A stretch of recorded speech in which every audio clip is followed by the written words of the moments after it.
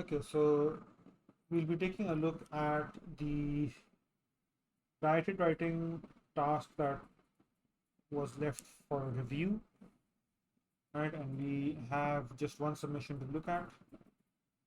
So this is by Afin, and it's a magazine article. So, right, it's about the impact of social media on young people, and you're writing a magazine article for your school magazine.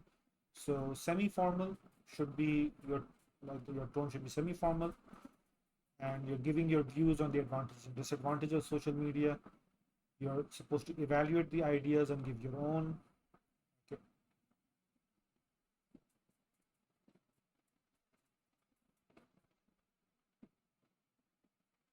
Okay, and these are the points that we discussed in class. I was just wondering, did I just share the masking with you? So these are points we discussed in class. Those are all the highlighted points, and let's see what we have over here. Okay, social media, a friend or foe by Afin. Okay, what's our word count? 389. So we actually over the recommended limit, but that's fine as long as you can manage it, right, in the prescribed time limit, obviously. So today, almost every teenager uses some type of social media, though it may be the epitome of modern day communication. Is it really necessary? I believe that social media takes away the brilliancy of a young mind and replaces it with the idea of perfection, may it be fake. So you're already presenting your thoughts in the introductory paragraph, right? I would suggest not to do that from the get-go, right? You could, I'll read through, right? But you could give it as a conclusion. So your introductory paragraph has a rhetorical question, which is good, and you could leave it at that, right? So let's read further. Social media users often describe the content they watch as relatable, which is also why they spend so much time on it. Well, this is true as our social media feed is carefully curated according to our interest, which attracts and keeps our attention. Endless scrolling on this feed can lead to addiction, which causes important tasks to be left incomplete. When near exams, it is a bother to delete all the social media apps to avoid distraction. Moreover, addicted people are on their phones even during family time, due to which they can miss out on the fun as well as socializing that is important for their grooming. Some may argue that social media makes communication easier for kids who lack confidence. However, communicating from behind a screen can worsen their condition as they may become even less prepared to meet people in real life. So, right, this is the evaluation part and the analysis that you're doing over here, right? So you do present the point from the other side of the argument, but then you are countering that point immediately. Right? So no, saying that social media helps develop vital social skills is also not correct. You could have skipped this line, but sure, why not? In fact, it doesn't help uh, with any social abilities at all, as being confident online does not make you any more ready to socialize in real life scenarios. Teenagers often mention making online friends through social media, which makes them feel less lonely. However, isn't it lonelier to have friends that are probably miles away? Also, how can one be sure that their online friend is not actually a 60-year-old man with harmful intentions? Ouch, you put that in there. Okay, so what do we have? Quick and easy to communicate that, feeling lonely. These are all mostly the same thing. Okay.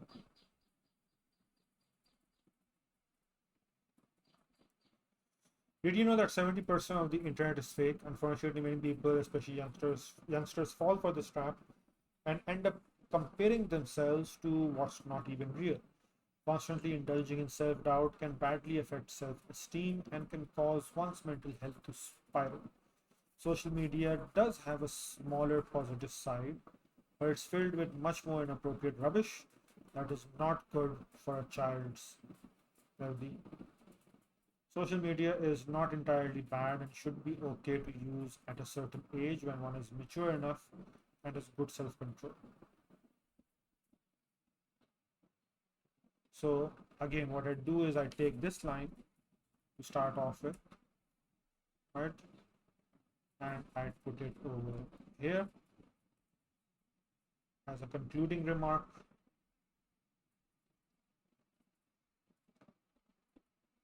So you very clearly made your stance, like you very clearly stated your stance uh, as to the detriments of social media, right? And you've blown away any points presented in favor. I guess some minor tweaks. Let me just go over this again. Minor tweaks.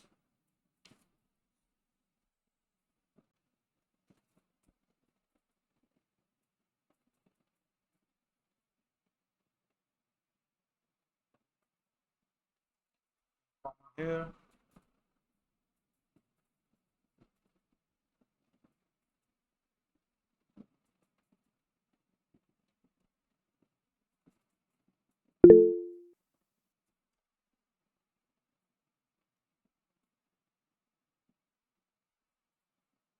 Sir, I can write a decent answer at home, but I struggle with brainstorming and finishing my write-up in time and exam. You time yourself at home? If like, do you time yourself at home? That's the question.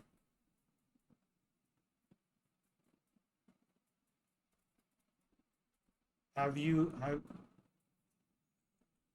then right? Okay, so you do, right? You need to put in that 2 hour timer, right? Attempt the writing paper, or if you're attempting only the narrative or only the descriptive, then you give yourself only 1 hour. Although in the actual exam, it could be that you completed your composition in 45 minutes and you got an hour and 15 minutes to do your directed writing, right? But to time yourself, you can give yourself 1 hour, right? I need to finish this in 1 hour if you're doing an individual question. Uh, if you have that under control, and if you're only struggling to do this during an exam, then that means you have exam anxiety, right? And for that, you need to prepare yourself mentally, right? That it is just an exam and you're prepared for this, right? I would even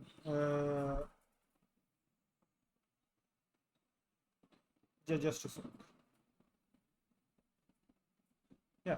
So I would even recommend that you go in with some zikr, right? So reciting some tasbih to calm you down, right? And don't think about it. Like, just like if you're prepared, just like, yeah, this is something I've practiced for. I can do this. It's not new. It's not difficult, right? And let's get this done. If you're going to be focused, like if you're going to stress out about, oh, if I get it wrong, will I lose marks? What will my grade? Obviously, you're adding fuel to your anxiety, and that's not going to help. Right? So you need to put all of those thoughts aside and just take it as a task, just as a task. I know my suggestion doesn't really help you very much practically, but it puts it on you. But it is all in the mind. It is in the mind, and you're the only one who can work with that in your case.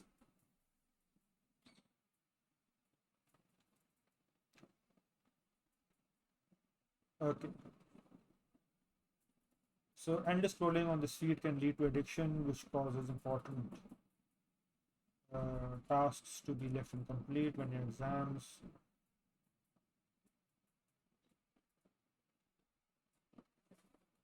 Addicted people sounds a bit odd. Moreover, people are on their phones even during family time, due to which they can miss out on the fun as well as socializing, the commas over there, that is important for their grooming. Some may argue this communicating from behind the screen can worsen their condition. Right, I will remove this line. So if you just read that, Communicating from behind the screen can worsen their condition as they may become even less prepared to meet people in real life. In fact, it doesn't help with any social abilities at all, as being confident online does not make you more ready to socialize in real life scenarios. It's sort of like a repeat. So you can even, right? I mean, you can even skip this to avoid the repetition.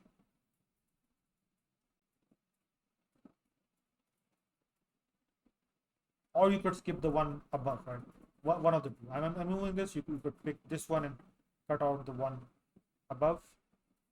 Teenagers often mention, right, which makes them feel less lonely. However, this, okay.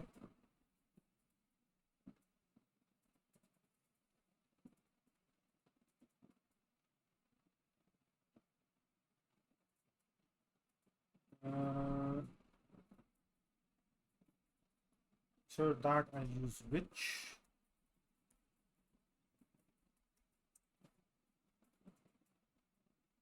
And yeah.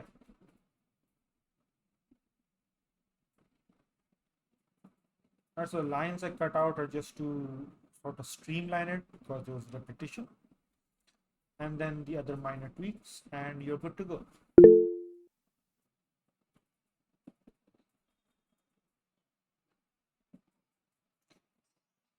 Uh, that's a tricky one. So you're asking the statistics that you mentioned don't have to be accurate. It's tricky. I don't have a clear answer for that. I need to ask myself. I need to ask my colleagues. Uh, but even though like maybe your factual correctness is not being checked over here, but right, if I'd suggest don't like you could say most instead of 70%, or you could say a lot, or you could say a great deal. That would be better than giving an actual figure to it, because that puts it in a gray area for me as a teacher, right? Is it actually 70%? So, right, if it's factually incorrect, even though factual correctness of your ideas is not something that's being tested, it might be that the question might be raised. It could be raised, right? That you're just, you know, you're just making stuff up, right? And that wouldn't be, it wouldn't give a good impression. So give a more neutral phrasing to it, right? A great deal or the majority of the internet, right? The content on the internet is fake, or a great deal of it is fake. That works.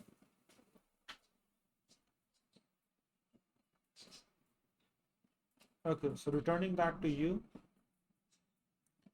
and now, right, we do have time, so let me open up comprehension, and we still have question 2 to attempt. So just right, give me a sec. Let me open that up. All right, so here's question 2 from November 2024, paper 1, variant 2, or paper 12. And question 2 begins from lines 47 to 50. So let's right go back and read this again the first time, I guess. So 47 to 50 would be over here, right? So let's start reading from paragraph 9 all the way to the end of paragraph 13. I've managed to just squeeze it in on the screen, so you should be able to read that, right? And once you're done, we'll get to the questions.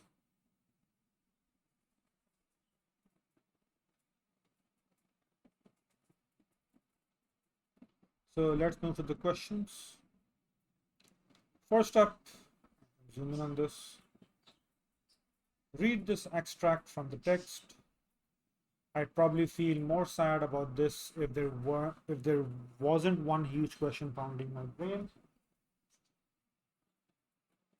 I whisper it to Mila, who doesn't answer at first. Maybe, she says finally. What does the writer want to suggest to the reader about what Mila and Laura are about to do?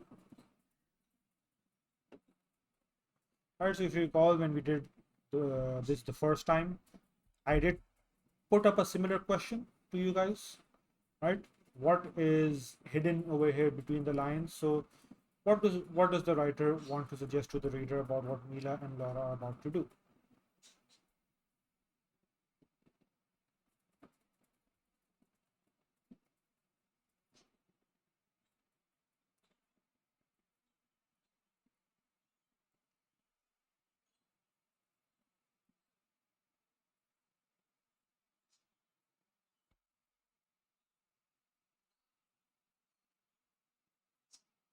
Anyone?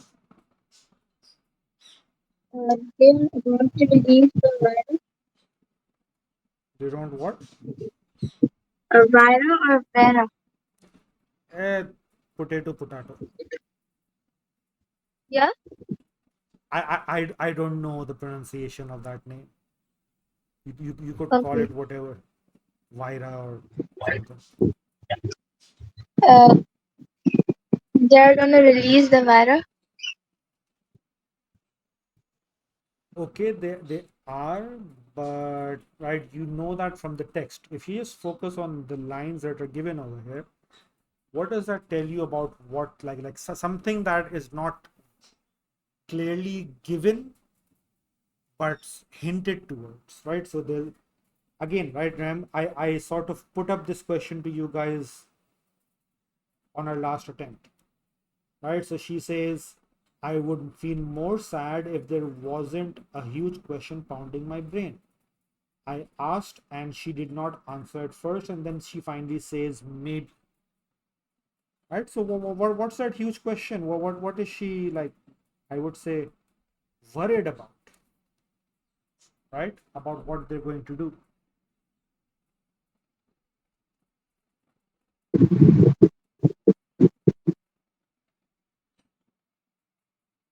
That the animal may harm them. So, you could say that what they're about to do is dangerous, Yeah. or they could get hurt. Yeah. Anyone else? Right? And I can almost hear you guys saying same.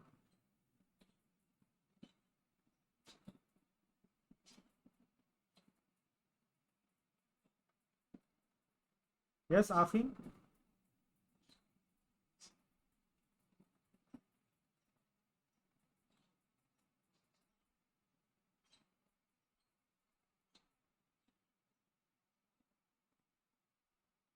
Right. So, right, your answer should say that it was risky or dangerous, or there was the possibility that they could get hurt, or it was frightening or scary or something like that. Right?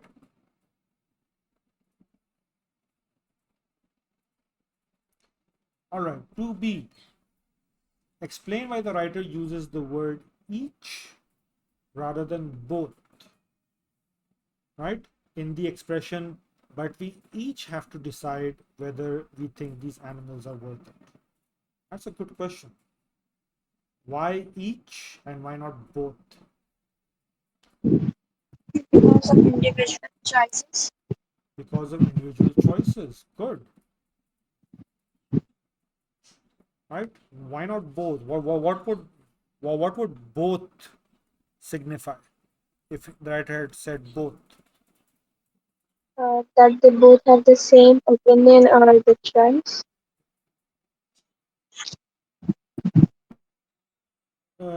So both would mean that it would need to be a collective decision, right? Afin, I would suggest you not use the word both, right? You could just say that they need to make a personal decision or an individual decision, right? That they need to choose for themselves.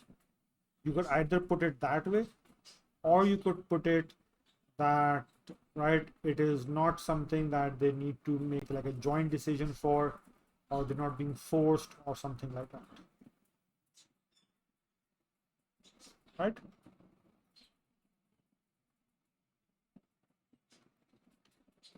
You need to make clear that it's about them making the decision for themselves by themselves. All right, 2C. What two impressions does the writer want to convey to the reader about the puma in the sentence, but then her long tail whips and I glimpse the only parts of her that stand out. Her eyes as green as the paddle shaped plants are surrounding us, and her nose pink as the tip of a sunset. What two impressions do you gather from this bit? Do we also have to mention the detail What do you mean by detail? in the text? Like this part means this thing? Yeah. Well, I mean, present your answer and I'll let you know. Okay. The puma was powerful. Powerful. Yeah. Okay, what part of that, what part of the text makes you think of powerful? Her long tail whims. Okay, okay, that works, right? So it suggests that the puma is powerful. Okay, that's one thing. And she had an indifferent appearance. Hmm? And she had an indifferent appearance Indifferent. because of her. Yeah. Indifferent. I wouldn't use indifferent. No, not indifferent. Like the other word, unique. Like, yeah, yeah, you could use unique. All right. Afin says she had an exotic appearance. She was intimidating. Okay. Her eyes and tail were, you would want to say were, not was, right? Because you're mentioning two things. So her eyes and tail were attractive. You could use that. You could say captivating, right? Striking, vivid. And she was rare. Now, Amarza, what do you mean by she was rare?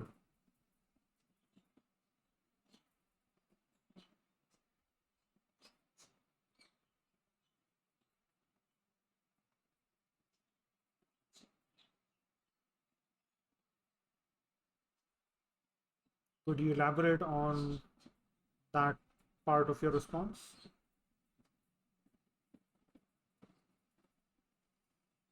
Well, I mean, first of all, it's Puma, not Panther, but I putting that aside. Uh, no, right? So they do have green eyes and those pink noses. It's the writer's perception first time seeing a puma, right? And so that striking green color and that pink nose really caught her off guard, perhaps. So that does not hint towards this particular puma being a rare specimen.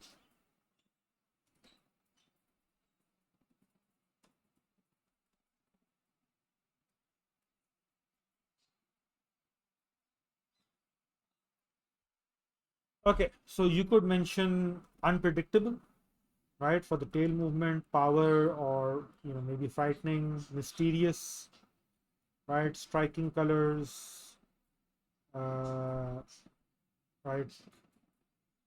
Doesn't belong to the cage and is captivating or beautiful. So you can mention all of these things, right? You could say majestic. All right. So moving on to the next question. Read this sentence from the extract. A real life, right? Vera, I guess, has materialized in the doorway. What effect does the writer suggest about Vera by using the word materialized to describe the way she moved? The focus is on the word materialized.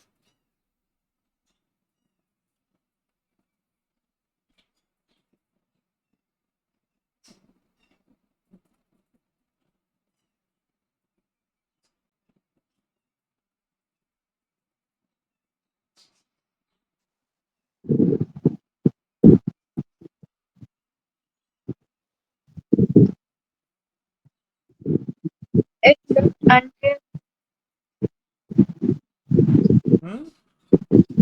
look unreal. Uh, okay. But right, I mean, over here I would ask you linguistically, right? So in the dictionary, what does materialize mean?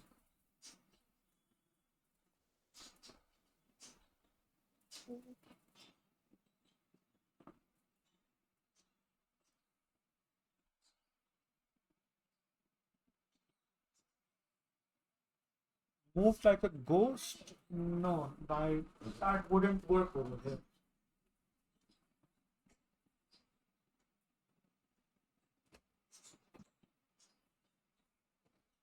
Right, so a real life Vera materialized in the doses. So, right, Amariza, do you have a suggestion?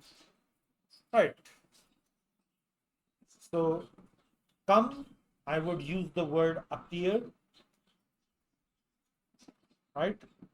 Appeared unexpected, or just appeared, or appeared out of nowhere, or appeared out of thin air, right? Materialize means to take physical form. That's what materialize means in the dictionary, something that takes physical form, right? So it was appeared just like a shadow in the cage, and she could only see the pink nose and the green eyes, right? Her structure and form wasn't clear, and then a real life, Puma Vera materialized, so just like appeared physically, right, in front of her, right? So that would be your response.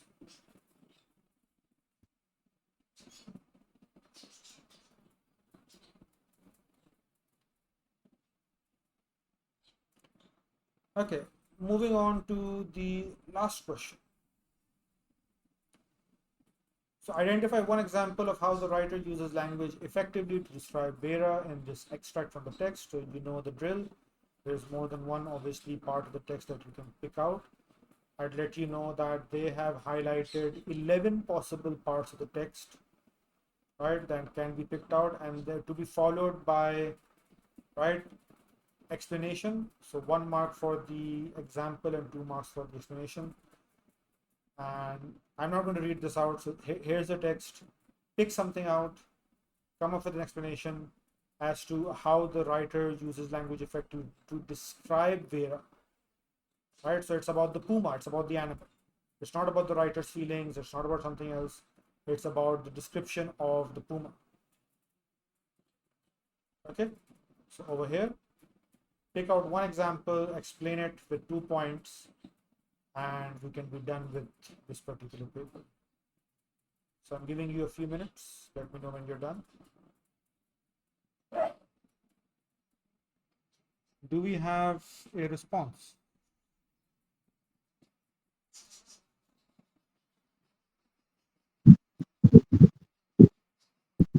Yes, Haram. An engine beep in her belly.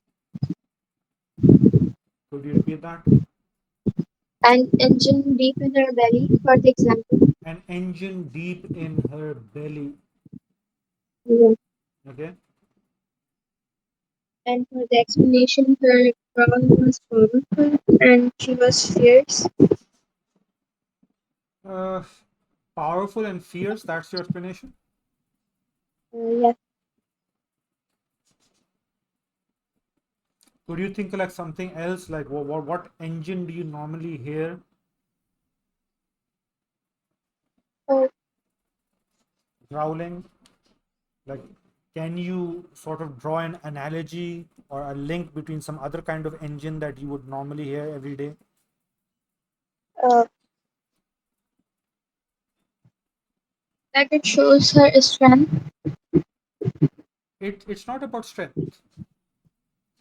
Then, So what is an engine? like in the car, or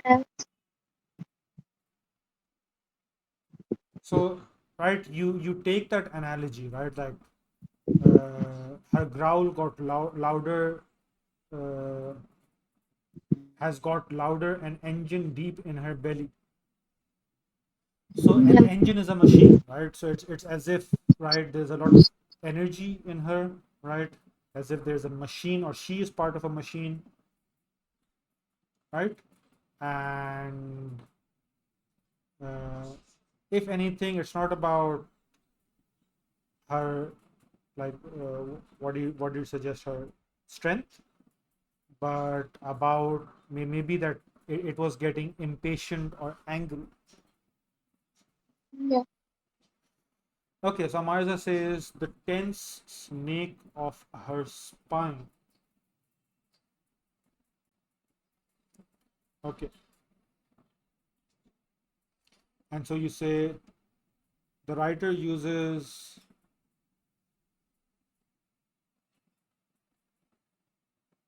okay, so that it is dangerous and ready to strike. So yes, danger, and right, like a predator in a position to attack as a warning. So yes, you're on the right track. And Afin says now outside she expanded.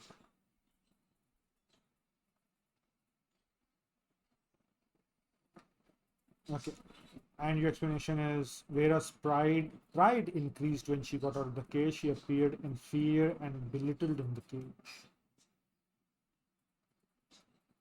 Okay, you've taken it rather metaphorically. This example in the mark scheme is not taken that way.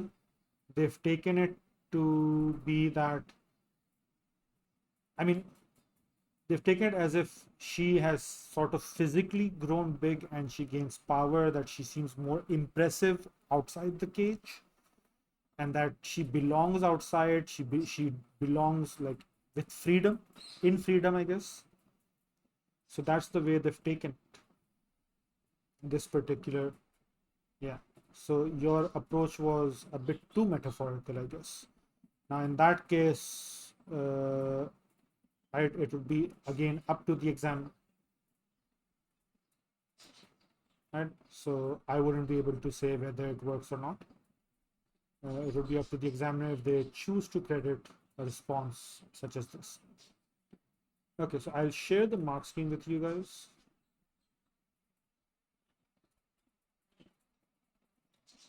So these are all the examples that you could have chosen. So transfixed by her bristling tail, right, and the explanation that goes with it. We got this one, a pause, then she's away, erupting from the cage. And so you see they're somewhat focusing on the word. So erupting, right? Leaping out like a volcano. A volcano erupts, right?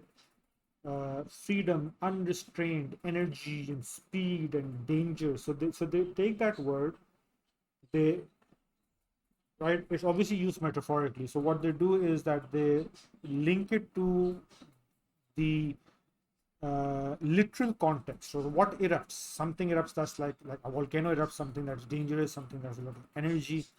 And so they take that meaning and they put it onto whatever the subject of this usage is, right? In this case, the puma. So the puma is erupting like a dangerous, like volcano. It's explosive. It has a lot of energy, right? It's unrestrained. And similarly, right, like a snake. So right, danger and threat and being a predator.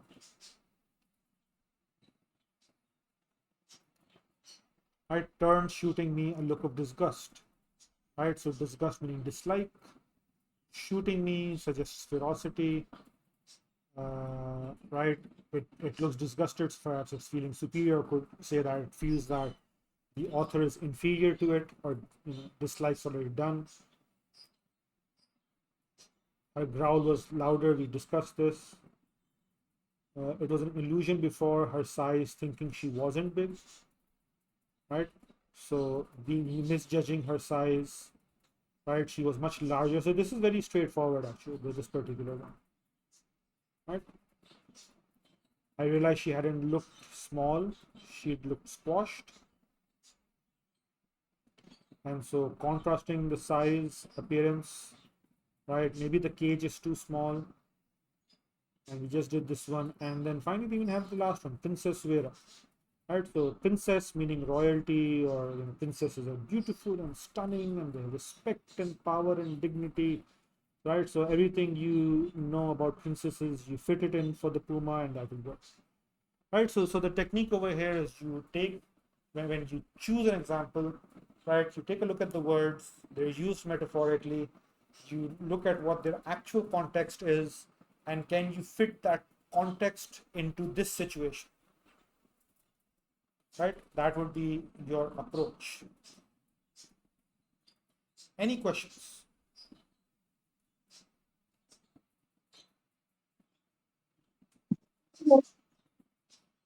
All right, then, right, we'll meet tomorrow and we'll discuss some summary, right, or data reading, one of those two. Like we'll discuss one of those tasks.